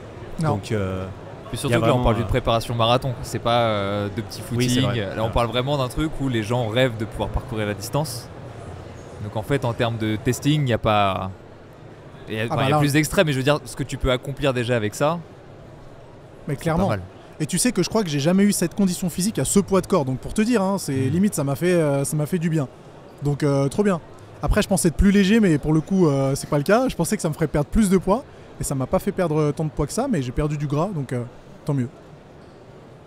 On prend. Moi, tout à l'heure, ça m'a fait Ça m'a fait plaisir parce que quand vous avez parlé de ce que vous allez garder dans votre quotidien, que tu disais que tu allais garder de l'endurance fondamentale, si on revient vraiment au tout début de notre discussion et qu'on reprend le fait que vous avez commencé ce sport parce que c'était le truc le plus difficile que vous pouviez imaginer, que vous détestez ça et que c'était le truc, genre le plus gros défi, c'est pas mal comme C'est aventure. pas mal, ah ouais, tu m'étonnes. L'apprentissage qu'on en retire, Ah, clairement. En 6 mois ou en 4 mois de passer de putain, c'est trop difficile à ah bah je vais en garder parce qu'au fin de compte c'est agréable, ça fait du bien, on a envie de prendre soin de sa santé, etc. C'est un. presque déçu, il va falloir trouver un truc plus dur. Ah, plus dur. Mais je pense qu'au final, on se rejoint aussi, parce qu'avec Nassim, on se connaît aussi un petit peu, et je pense dire que c'est justement une preuve en plus que quand on... Enfin, moi, c'est ça qu'on vient chercher à chaque fois, dans le sens où, oui, c'est difficile, mais c'est là que c'est le plus gratifiant, et c'est là, au bout d'un moment, c'est une preuve en plus qu'un truc difficile peut devenir plus facile, on peut s'améliorer, ça peut devenir plus agréable, et c'est là que c'est tellement enrichissant de justement essayer de faire des trucs... Ah, c'est un peu bateau, mais voilà, sortir de son confort, tout ça, c'est 100% le cas, hein. Il y a tellement de vérité là-dedans, et c'est pour ça qu'une fois que tu t'es prouvé à toi-même qu'en fait ça te semblait impossible et que c'est difficile et que c'est réservé aux autres, toi t'es trop gros, t'es trop lourd ou t'es trop musclé, bah au bout d'un moment t'arrives plus à trouver autant d'excuses que ça parce que tu te les fais tomber avec des petites preuves quand t'arrives à faire ce genre de choses. Donc c'est... je suis 100% d'accord. Pour moi, c'est même la définition même de l'épanouissement, tu vois. Donc clair et net, ça a beau être bateau, on le vit, donc et puis ça forcément. marche, hein. S'il y a des personnes qui peuvent en parler, c'est bien nous. Donc ouais, c'est la définition même de l'épanouissement. Donc clairement, Alors moi je vais jouer un petit peu le rôle du rabat-joie. oh, Vas-y. qu'est-ce qu'il va nous dire? C'est que Clash-nous. on est avant le marathon. Ah ouais, c'est vrai. Donc là on est parti Ah oui, dans c'est les vrai. limbes de Ah ouais, ces c'est vrai. Ah, on s'est c'est peut-être trop avancé. On a peut-être trop parlé. T'imagines En réalité entorse, je dis deuxième ça, kilomètre. mais je n'ai aucune crainte parce qu'on en a déjà parlé. La prépa a été bien suivie, ça a été carré, on a vu les étapes se passer les unes après les autres. Et nous on sait, avec l'expérience qu'on a maintenant avec le campus, que quand les étoiles sont alignées, bon, il reste à courir ce marathon, mais il y a de grandes chances que ça se passe bien. Maintenant, j'imagine quand même que vous avez des petites craintes. C'est pas oui j'y vais, ça va être une autoroute et tout va rouler. Ah non. C'est quoi les petites appréhensions qu'il peut y avoir? Je commence. Ouais, vas-y, je te laisse. Alors moi, je sais que au-dessus de 25 km, j'ai les jambes mais en miettes. C'est-à-dire que je sens plus rien sur le bas de mon corps. Je pense, je sais pas si on définirait ça comme une mauvaise endurance musculaire, mais musculairement, je suis coupé en deux. Je suis coupé en deux. Et bizarrement, j'ai plus d'appréhension sur l'aspect musculaire que l'aspect cardiovasculaire. Alors je dis pas que niveau cardio, ça va être une balade de santé, hein, ça se trouve, je vais être au bout du rouleau à partir du 20e kilomètre. Mais musculairement, oh là là, quand plus les distances s'allongent et plus ça devient très dur ne serait-ce que de lever la cuisse. Oh. Donc ça me fait un peu peur, entre guillemets. Donc ouais, ça c'est l'appréhension. Et tu vois, il y a toujours la petite voix dans la tête qui te dit, est-ce que tu t'es pas enflammé? Et est-ce que dès les 10 premiers kilomètres, tu vas pas être à 170 battements par minute à l'allure marathon et que ça va se transformer en cauchemar total? C'est quand même une toute petite voix, hein. 95% du reste du mental, il y est. Mais il y a une petite voix qui dit, mais ici ça tourne mal. Est-ce que ça va pas être la honte? Est-ce que... Ouais, ça joue aussi. Hein. Bah ouais. Est-ce que je me serais pas préparé dans le vent? Est-ce que c'est 6 mois de ma vie qui partent pas à la poubelle? Donc ça, j'avoue que des fois, au mois de janvier, au mois de février, tu vois, cette petite voix, elle était quand même assez importante. Elle reste là, mais voilà, je sais même pas si c'est possible de pas l'avoir, cette petite voix. À mon avis, non. Moi en tout Moi, cas, pour c'est l'instant, jamais arrivé. je l'écoute encore. Ouais. Je l'entends toujours. Ouais, c'est bien ce que je me disais. Mais ouais, du coup, musculairement, je sais pas comment ça va se passer. Et puis, le stress général, quoi. Ouais, c'est un peu le revers de la médaille du marathon qui est si symbolique et stylé. Ouais. C'est que, en fait, il y a quand même de gros espoirs qui sont fondés sur cette journée. Et là-dessus, c'est pour ça que tu as commencé, c'est ça que tu veux faire. Et pour des raisons ou d'autres, comme vous en avez déjà vécu, Nico, typiquement, des fois, ça se passe moins bien. Tu es frustré. Moi, j'ai peur, en fait, d'être un petit peu frustré à la fin. Frustré parce qu'il s'est passé un truc que j'ai pas pu contrôler, frustré parce que je sais pas, est-ce que je vais devoir aller aux toilettes, etc. Moi, c'est des questions sincères que je me pose. Je me dis, j'ai pas envie d'avoir besoin d'aller aux toilettes en catastrophe, quoi. Alors ça, j'ai testé des trucs et j'espère que ça va bien se passer. Mais il y a toute cette part d'inconnu de comment mon corps va réagir. Est-ce que je vais être essoufflé? Est-ce que je vais délirer? Enfin, délirer, j'exagère un petit peu, mais est-ce que je vais halluciner en cours de route? Non, ça va. Mais c'est cet inconnu de je ne sais pas comment mon corps va réagir. Mes intestins non plus. Est-ce qu'il ne va pas se passer un problème en quelque sorte?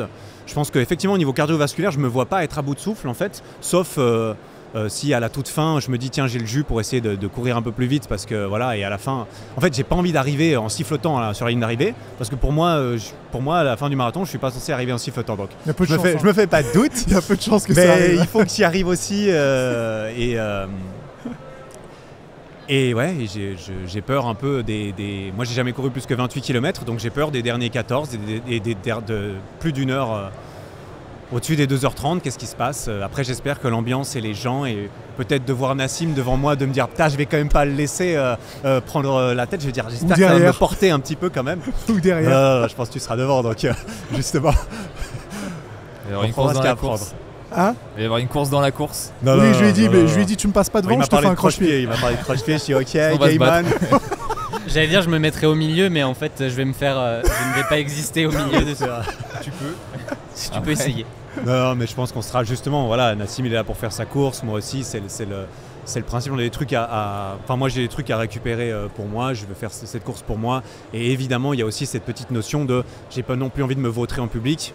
Il y a aussi ça, hein. C'est bien beau d'annoncer que tu vas faire un marathon et de dire à tout le monde les gars, regardez-moi, je prépare un marathon. Bah il faut quand même, il faut faire le travail. Le travail on l'a quand même fait jusqu'à présent, mais au bout d'un moment on a quand même peur que ça se passe mal, j'imagine. Ouais, l'appréhension vient du fait que ça peut mal se passer. C'est une option qui en fait, si on n'avait pas cette option que ça se passe mal, ça enlèverait toute saveur au challenge. Donc on y va aussi pour ça. Il n'y a pas de grande réussite sans grande possibilité d'échouer. Absolument.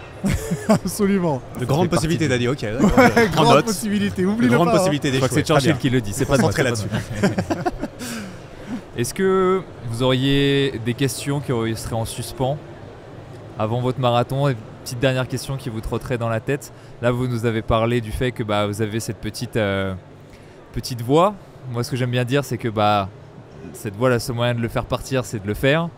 Et si vous l'avez plus, c'est que vous l'avez fait à l'entraînement. Ouais. Donc, c'est que quelque part, vous avez gâché quelque chose. Parce que vous en avez trop fait. Est-ce que vous auriez d'autres questions qui vous resteraient ou sur le reste, ça va? Bah ouais, qu'est-ce qu'on fait si ça se passe mal, tu vois?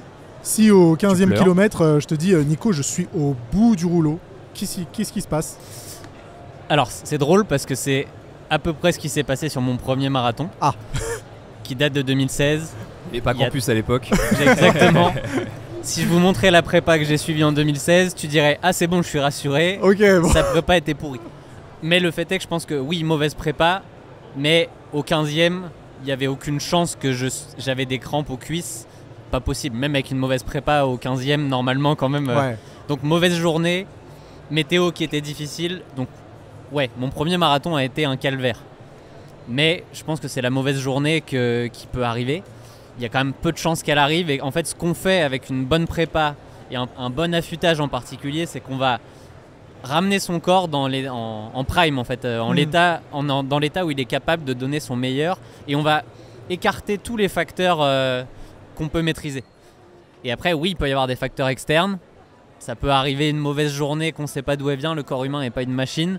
Il peut y avoir la météo, il peut y avoir le ravitaillement. Surtout sur un premier, c'est une découverte en fait. Donc il y a plein de choses à apprendre. On dit souvent que le marathon, c'est une épreuve d'expérience. Donc en fait, pour être sûr d'optimiser son potentiel sur marathon, de tout réussir, il faut en faire plusieurs, souvent. C'est rare ceux qui cochent toutes les cases parfaitement au premier. Mais s'il y a un truc qui se passe mal, c'est pas grave parce qu'un petit truc, on est capable de le gérer, on va y aller au mental et on va le finir. Et c'est ça qu'il faut retenir, c'est que de toute façon, qui s'est senti totalement bien dans les 10 derniers kilomètres d'un marathon, tu peux, mais c'est te dire merde, j'aurais pu aller plus vite en fait, parce que il y aura des difficultés. On ne sait pas qu'est-ce qu'elles seront, mais il y en aura. Et sur le moment, on les gère en fait. On se dit comment je réagis au mieux à ça. Et je pense que c'est ça qui est beau aussi. Et tu crois qu'en fait le risque c'est surtout les 10 ou 12 derniers kilomètres? Il y a peu de chances pour que ça se passe mal sur les 30 premiers? En termes d'allure, tu vois, en termes de forme physique En réalité, oui. La prépa, elle a été faite sur une allure. On l'a validée sur des séances qui sont quand même longues, qui arrivaient sur des semaines qui étaient déjà avec des séances de fractionnés. Ouais. Là, ça fait 2 semaines qu'il n'y a plus grand-chose dans l'entraînement, au final, que c'est facile. Donc en fait, on retire tout cet aspect fatigue générale de l'entraînement et on va juste tenir cette allure qui, en début de course, va sembler facile. Et le piège, c'est de se dire « Hey, c'est facile, je suis en forme aujourd'hui, on va pouvoir accélérer et faire mieux ». Mais non, parce qu'en fait, les 30 premiers kilomètres sont là pour que ça soit relativement facile. Et après, ben oui, à partir du 28, c'est un peu tôt, du 30, 32, à partir de 34, 35, si ça fait mal, bon bah là c'est normal, c'est le cas pour tout le monde et on fait avec. Ça, on s'y Mais attend. ouais, c'est ça, le plus tard possible. Après, il peut arriver que, je sais pas, t'as une sensation un peu bizarre à un endroit ou quoi que ce soit. Comme c'est le jour de ta vie, tu te poses des questions tout de suite, genre, mais c'est pas si grave. Ouais. Prends l'info Ouais. et dis-toi, on va voir comment ça évolue, mais pas paniquer dès qu'il se passe quelque chose, parce Ok. qu'en fait, il va se passer plein de trucs, tu vois. Là, tu vas être en hyper sensation sur ton corps. Est-ce que je suis pas trop essoufflé? Est-ce que machin? Tu vas hyper conscientiser tout ce qui se passe. Juste prends l'info, vois comment ça évolue. Parfois ça vient, ça repart, et puis il y a un autre truc qui arrive. Dans le meilleur des cas, ça va juste t'occuper parce que c'est une longue journée qui t'attend, quoi. Ouais, tu C'est vrai, m'étonnes. c'est vrai. Mais Mais voilà, pas paniquer. je vais te prendre une anecdote parce que tu me fais repenser à quelque chose que j'ai jamais dit d'ailleurs. On l'avait pas mis dans la vidéo à l'époque, mais le marathon du Petit Train du Nord il y a 1 an et demi, où au final, au 17e kilomètre, j'ai eu une douleur de genou qui n'est jamais arrivée nulle part. Et ce jour-là, et là tu te dis, mais pourquoi aujourd'hui? Ouais, Qu'est-ce qu'il y a? comment je vais faire? Et sur le moment, on se dit, bon bah, avec l'expérience, on se dit, bah, je vais faire avec et on verra. Et d'un coup, au 28e, ça a quand même duré une dizaine de kilomètres, donc c'était un peu compliqué. 28e, je me prends mon ravitaillement et je suis, bah, elle est où la douleur de genou? Et elle est plus réapparue de la course. Il y a des trucs comme ça dans le corps qui sont pas explicables et qui arrivent dans ces moments d'hypersensibilité où c'est bien d'être à l'écoute, mais il faut aussi se dire là aujourd'hui, l'écoute c'est bien, mais je suis là pour aller au bout et on ira coûte que coûte. Et ça vous est déjà arrivé de commencer une course en vous disant c'est pas mon jour et en fait qu'elle évolue très bien, et au contraire de commencer des courses en vous disant waouh, aujourd'hui je vais tout casser et que ça se finit mal? En course à pied, moi non, mais en triathlon, oui. Ouais. Donc, c'est forcément un peu plus long, mais je reprends en 2021 à Tallinn. Genre, je finis le vélo, je suis épuisé. Et je commence à la course à pied, je suis en mode. C'est pas mal en fait. Ah ouais. ouais, et puis en fait ça monte, et puis. Mais vraiment, j'étais au fond Ah, du ça, gouffre, c'est quoi. bon. Mais quand je te dis au fond du gouffre, c'est. Genre, je pensais que j'allais marcher 42 bandes, quoi. Ah ouais. Donc, Et en oui. fin de compte c'est bien Ah passé. non, je les ai courus vite. Ah ouais, c'est bon Ouais, ça. ouais. C'est encourageant. Donc ça. Donnez arrive. plutôt les anecdotes positives Ouais, comme voilà, ça, en ouais. mode vous êtes relevé plutôt que l'effondrement sans Bon, il y en a aussi des comme ça, mais bizarrement, on en parle moins souvent. L'effondrement garder de côté, définitif. comme ça. Ouais, souvent, quand t'as une expérience négative, c'est parce que t'as tenté une dinguerie. Ouais. Ok. T'arrives le matin de la course, je sais pas pourquoi. Franchement, 10 secondes au kilo plus vite, ça passe, non? Non, Petit je fast suis en food avant de giga venir blanc. là, double Non, cheese. non, non. L'allure marathon, elle paraît facile là. Ouais, je pense que ça se tente, non? Ça met quand même bien la Allez. pression. Hein. Ouais, mais Ça met quand moi même. j'appréhende de ouf. Hein. J'ai envie que ça soit. Mais je Ouais, pense, j'ai peur quand je même. pense que ça va j'ai être un peur. délire de voir les 50 000 personnes au départ. Ça va être incroyable. Et de se faire. Moi, ce que je trouve cool quand même, c'est qu'on va courir dans Paris avec tous les monuments. Ça c'est Ça va incroyable. être magnifique. Ça, c'est quand même une sacrée expérience. Donc, ça se trouve que on va se sentir grisé par l'environnement et qu'il y a moyen que, tu vois, on soit un peu moins attentif à rythme cardiaque, le souffle et qu'on se laisse porter par notre pacer de luxe. Si C'est c'est pas se mal, laisser ça, que- porter par le Ouais. pacer, c'est bon parce qu'il s'assurera que l'allure est bonne. Mais se laisser porter sur un début de course au marathon de Paris sur les Champs-Élysées avec le public, c'est. Je l'ai fait là. Faux Je plat raconte du descendant. vécu. C'est la recette du. Ouh, bah on est parti beaucoup trop vite Ah aujourd'hui. oui, tu veux dire, ouais. tu Ah ouais, t'enflammes un Ah petit oui, peu. tu et t'enflammes. cours- Moi je ah ouais, pense que d'accord, tu ouais. peux t'enflammer Un peu, facilement au début. beaucoup. Ouais. Ça dépend Surtout si des c'est un gens. peu en descente comme ici à Paris, Oui. je crois, Ouais. au début. Une petite descente comme ça. Ah ouais, j'avais Faire pas pensé à ça. attention à être sérieux dès le début. Et... Par Mais- contre, c'est la garantie d'une arrivée de ouf avec des gens et tout. Alors ça, ça, c'est stylé. moi à Barcelone où on était avec Nico il y a 6 semaines, j'ai trouvé ça incroyable justement. Ah ouais. J'en ai un souvenir incroyable. C'est la première fois de ma vie que je courais dans une ville. On était 20 000 je crois à Barcelone, dans une ville, dans les rues avec des gens autour. Et moi qui étais fatigué en pleine prépa difficile, je me suis dit, waouh, ce moment est magique. Eh ben, Donc x2, je sais pas comment x2 c'était à dimanche, Lyon, mais je pense que là à Paris ça va être incroyable, on sera 2 fois plus. J'espère.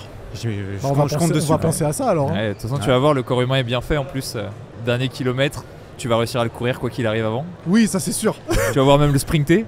Le dernier Mais kilomètre, ça- il va faire plaisir, mais après le reste, ça va être les dernières 200 mètres là sur les L'arrivée sur l'avenue 42,2 là, ça va être bien. ça c'est cool. C'est ce moment fou qu'on n'explique pas où ça fait, Ce dernier mais ça fait virage, 5 là. km que j'arrive plus à avancer et je suis capable de sprinter. Et pas quelqu'un qui se fout de ma gueule là-haut un peu quand même. Parce que l'arrivée, c'est Arc de Triomphe en pleine vue, quoi. En fait, je crois que t'as un dernier virage et les 2 derniers 200 mètres, c'est Ouais. Arc de Triomphe. Oh et là l'avenue, là. T'arrives sur le finale, et, rond-point. et Elle est toujours- très toujours très la même. large. Ah ouais, Ouais, magnifique.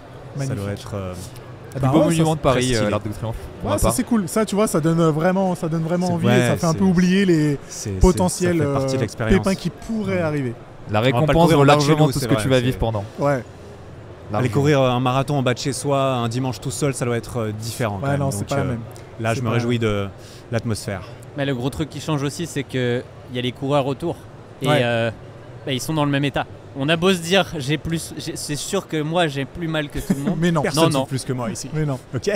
On est tous dans le même bateau à ce moment-là, c'est dur. Et il y a une motivation qui se fait de. Si tu vois quelqu'un de doubler, tu dis bah non, je peux le faire aussi. À l'inverse, tu vois quelqu'un qui ralentit, tu as envie de l'accrocher Quand et de même. dire allez, on y va. Et ça aide beaucoup sur la fin de course. Dans quoi on s'est embarqué Pourvu hein. qu'on y arrive. Dans quoi on s'est embarqué. Ouais. Là, le stress va pouvoir remonter tranquillement. Moi, j'ai une seule petite question qui est un poil plus technique, c'est en termes de marathon. Est-ce que moi, j'ai plutôt prévu de compter sur les ravitaillements juste pour l'eau, histoire de pas me trimballer 2 litres d'eau sur moi à trimballer. Donc pour moi, le seul liquide que j'aurai, c'est un liquide avec des glucides dedans. Et mon idée, c'était de prendre un gobelet. Enfin, j'imagine que c'est plutôt bien fait quand même de prendre un gobelet ou un truc pour boire en cours de route. Justement, c'est ça qui me fait un peu peur, c'est que je me doute que ça peut être un peu la jungle peut-être. C'est des mais, bouteilles, non, à Paris, je crois. Ouais, Ouais. c'est des Ah, c'est petites les bouteilles. bouteilles. Petite ok. bouteille d'évian que tu chopes au passage. Alors, c'est peut-être plus pratique à boire Beaucoup qu'un plus. gobelet. Beaucoup Ouais. plus. Des petites bouteilles d'eau. Bah là, pour le coup, Bon, t'as bah, sorti ok, en alors. plus une vidéo très récemment où, genre, en fait, ça dépend. T'as des gens qui ont envie de boire énormément. Ok. Et là, pour le coup, ils sont obligés d'en avoir en plus. Mhm. Parce qu'en fait, c'est qu'une question d'habitude. Et une règle en fait, sur laquelle je suis revenu parce que moi, pendant très longtemps, je me suis forcé à boire beaucoup. Et en fait, ça a même parfois baissé mes performances, je pense. Ouais. Ok. Et en fait, boire à la soif, ça fonctionne très bien, surtout pour. D'accord. En fait, c'est horrible ce que je vais dire, mais 4 heures, c'est pas si long. Hmm. Donc, à moins qu'il fasse très chaud, que tu bois rien, que tu t'es pas hydraté avant, en fait, C'est vrai. la déshydratation, il y a Ouais. peu de chance. Et puis, le 1% de ton poids de corps perdu égale 10% de machin. Tu sais, j'ai fait des courses où les gens perdent à peu près 10% de leur poids de corps. Ils sont pas arrivés à 0% de force, donc Ouais, voilà. Ouais. Donc, sur ça, on est ouais, plutôt pour bon. ça, vous êtes tranquille. Très bien. Ah ouais, hein. Ça va y aller, ça va y aller, ça va Oui, le faire. oui, ça va le faire. Tu buvais beaucoup, toi, pendant tes sorties longues? Non, très peu. Moi non plus. Ça m'embêtait de prendre justement. J'ai pris que quand je suis parti sur 1h45 et 2h et plus. Et tu les faisais à jeun? Non, je les faisais pas à jeun, mais les faisais pas à jeun mes sorties. Non, Je les faisais à jeun. j'ai pas fait mes sorties de Non, 2 j'avais heures le à jeun, ravitaillement pendant la sortie longue, t'inquiète. Hein. je t'avoue. Ouais. Mais je suis pas, je sais. Ah, je suis les ai pas fait quelqu'un à qui a jeun. beaucoup d'appétit et en vrai, je fonctionne. C'est que toi tu cours le matin, moi je courais toujours en fin Ah oui, ok. d'après-midi. Ouais. C'est pour ça aussi. Ouais. Je me suis mis dans les conditions, je courais tout le temps à 8 heures comme le marathon. Allez hop. Chaque jour, c'est le marathon. J'y vais. Ça c'est une inconnue pour moi parce que moi j'ai jamais couru le matin de ma vie, sauf pour le semi-marathon. Où normalement j'étais en train de dormir à l'heure à laquelle ça a commencé. Bon, ça c'est mon rythme. Mais c'est pas grave parce que l'appréhension, même si la nuit était un petit peu plus courte la veille Oui. de compète, c'est L'adrénaline, normal. Je là- sais que c'est le mental.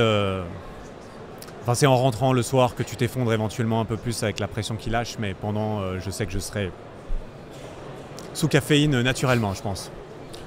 Je vais peut-être Oh, en quel prendre un peu plaisir. quand même. Pour terminer, alors on va passer outre la dernière étape qui vous reste. Je pense que c'est une question qu'on vous a beaucoup posée. Mais après le marathon, est-ce que vous avez déjà envisagé d'autres trucs? Est-ce que... tu sais, il y a un truc où on dit beaucoup, c'est le blues post-marathon. Où en fait, ça a tellement pris beaucoup de temps dans votre vie, beaucoup d'énergie. T'y penses quasiment, pas tous les jours, mais presque en fait. C'est Ouais. vrai. Je dis presque parce que sinon ça fait bizarre. Les gens ils vont Ça penser que fait t'es un quand même. psychopathe, mais si la Mais réalité c'est c'est que tous tu les penses jours. tous les jours. Et souvent justement ne rien avoir derrière, t'as un gros sentiment de vide quoi. Parce que c'est bon, t'as accompli ce que t'avais à accomplir. tu te rends compte qu'en fait, le moment de la veille où tu n'avais pas couru ton marathon et aujourd'hui où tu as la médaille autour du cou, en fait, ça fait pas une grande différence parce que tous les apprentissages, tu les as déjà eus. Ouais. Est-ce que vous avez pensé un peu à la suite ou pas? Moi, je t'ai déjà entendu dire quelques trucs. Moi, j'ai pas des masses. Attention à ce que j'ai dit il y a quelques mois. Hein. Je vais pas parler en ton nom, mais clairement, non, moi, j'ai pas. Je me suis inscrit à un 10 km un mois après le marathon parce qu'il est dans ma ville et je me suis dit, bon, j'espère que ça ira au niveau de la récup. Je voulais pas faire le semi qu'il y avait aussi, mais j'ai juste voulu faire un 10. Pour moi, c'était dans l'idée où c'est la seule distance que j'ai pas couru officiellement et tout. Je me suis dit, j'aimerais bien savoir en fait un peu ce que j'arrive à faire sur 10 km. Je me suis jamais essayé. Mais sinon, non. Par contre, ce que beaucoup de personnes ont l'air de dire et ce que je peux comprendre, c'est que le semi-marathon, ça a l'air plus agréable en fait. Plus agréable d'en faire un, je sais pas, de temps en temps sur une année. Tu fais un semi, ça te prend pas 4 heures, t'as pas une prépa monstrueuse, c'est moins de pression. Impressionnant. En moins de 2 heures, là, c'est bouclé et c'est une balade sympa dans une ville qui peut être stylée aussi. Mais voilà, j'ai juste un 10 km et puis sinon, moi le marathon c'est l'objectif. Il faut d'abord, ça sert à rien de. Je vais pas partir en double Ironman avant d'avoir fait mon marathon. Donc non, là c'est. Double Ironman. Voilà, double Ironman juste pour dans la demi-mesure.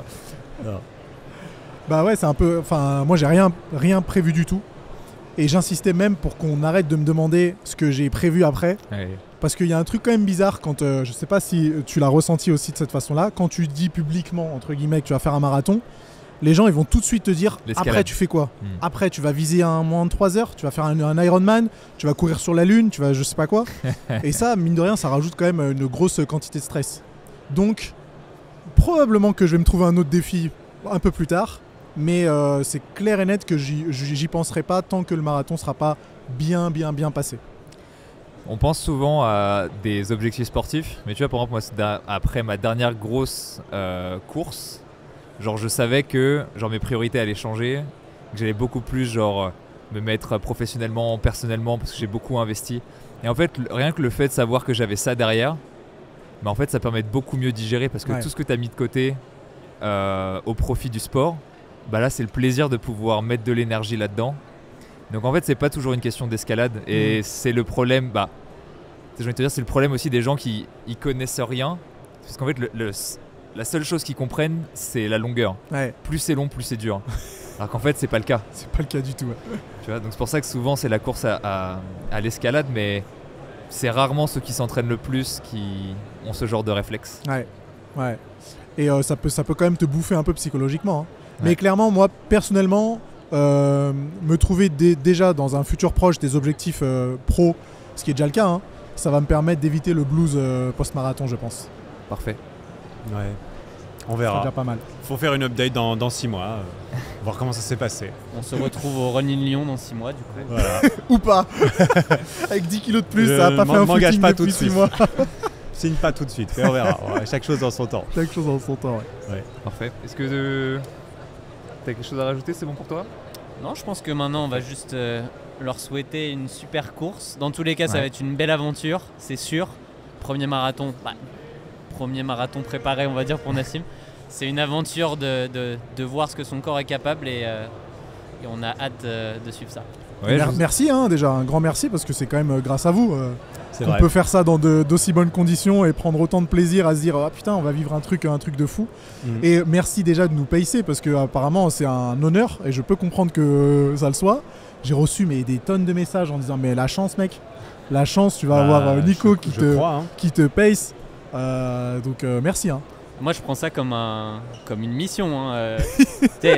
Quand on me dit ouais mais c'est bon tu vas pourras juste pas le décevoir Nassim. Non c'est accompagner Nassim et il va y arriver. Il n'y a pas le choix, on va le faire à 2 et on va le faire. Et ça va marcher. On va le faire à 3 même. Moi je t'aurais bien pace, mais étant donné que je suis vraiment très nul en ce moment, j'aurais pas réussi. Mais attends, les 10 derniers du coup, Eric c'est full course avec nous. Je sais pas. On en a parlé. On en a parlé. Moi, je sais pas si je suis aussi ambitieux que ça. Je t'avoue. Il faut que je verrai. J'ai pas envie de. C'est quand même fou parce que t'es parti sur un objectif de base qui était à sub 4 heures. Ouais. Et au fur et à mesure de la prépa, on s'est dit bah ouais mais c'est le profil qui progresse vraiment vite Et après, faut pas être trop gourmand J'ai pas non envie d'être plus. trop gourmand, donc faut- justement. C'est là où ça m'embêterait un petit peu de me dire, en fait, c'est cool, j'ai progressé, j'ai pris du plaisir. Et en plus, justement, les gens me disent, ouais, tu progresses vite. Je suis là, Ouais, yes, calmez-vous, ok, ouais. très bien. Du coup, et là, je me dis, ah ouais, mais je pourrais aller gratter un 3h30. Et je me dis, bah ok.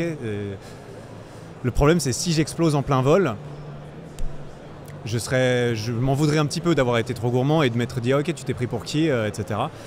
Donc, peut-être un truc un poil conservateur. Mais tu commences avec nous et après tu Vaut vois mieux comment faire tu te l'inverse. sens. Vaut mieux partir 5 minutes Justement, avant. c'est ça le problème. Non, Pars 5 minutes avant Est-ce que et j'ai au le droit pire de tu te poser fais la question rattraper. ou non? Tu gères toi-même ta. Je sais pas encore, il faut que je Ok. vois, mais je pense que je vais viser un truc entre j'hésitais entre 3h35 et 3h40, donc du 5,5 ou du 5,10 à la minute. Et puis si au 20e ou au 25 je me sens, vas-y, je me sous-estime encore, bah là Et tu nous j'accélère rattrapes. un peu, je te double dans la dernière ligne droite et puis on se fait un check à la fin. Et puis... T'imagines le truc là? Un check, on y a voit pas de Eric ouais. arriver. Il n'y a pas de check. Non, Non, tu je vois, plaisante. mais je suis pas sûr Plaisante que évidemment. c'est à voir. On s'écrit d'ici là.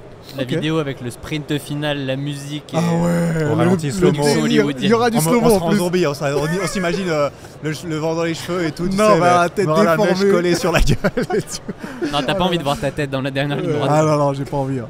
Ça va être marrant. On la Ok, verra. bon bah cool. Ouais. Très bien.